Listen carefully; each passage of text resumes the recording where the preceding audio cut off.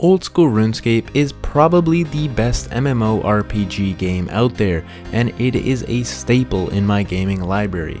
It is a classic in many eyes and an adventure every time you log in. However, with this being said, I think we can all agree on that Old School RuneScape does not have the best graphics out there.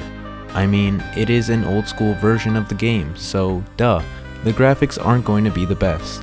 But nevertheless, the old school graphics are nostalgic to those who played this mighty game back in its peak years a decade ago. Even though we all still love to play this pixelated game because of its great story and quests, I'm going to show you how in under 3 minutes, with slight changes, you can greatly improve the graphics of this game and how you play it.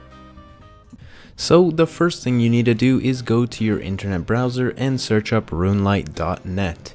This is a separate RuneScape client that will be used to replace your default client and allows you to do many cool things within the game that makes your experience better. Once you are on the site, click download for whichever operating system that matches yours and install the client. Once you have the client installed, open it up and log into your RuneScape account. Now I know 10 years ago, playing in the good old days, you had to play the game staring at this little box on your browser, but no more. To save your eyesight, just go to Options, click the Resizable Mode button, then go to Advanced Options and click the Side Panels button to rearrange your inventory to the classic look. Now once you log in, you'll notice a vertical tab on the right side. You're going to want to click the wrench icon at the top to configure all the magic RuneLite has to offer.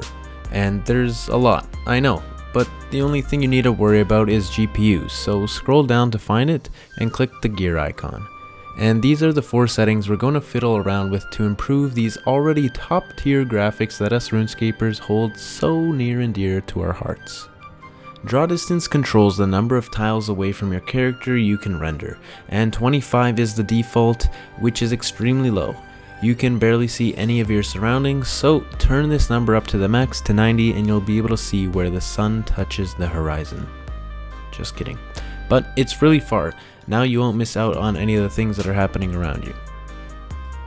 Also, a cool little tip, by turning up the draw distance, it also allows you to click a waypoint much further than you could before. Next up, check off Remove Color Banding. This is going to get rid of these little shadows and lines around certain tiles and objects. It gives the game a more polished look and slightly increases the game's brightness as well. One of the more important features is anti-aliasing, which smooths out jagged, pixelated looking edges of the game. This is such a small detail, but it makes a big difference. You can see the differences best by looking at the edges of the tree and my character. And in this clip, you can see how much better and smoother the edges of the armor looks after turning the anti-aliasing up, especially the shield. And finally, the last option is fog depth. The default is already 0 and it's best to keep it that way for maximum visibility. Fog depth just controls how much fog there is around the edges of the rendered tiles. And if you turn up fog depth, then it's basically offsetting the draw distance. The more fog depth, the less you see. And that's it. Now you can spend 8 hours clicking on trees and mining ores with better quality, higher visibility, and higher FPS.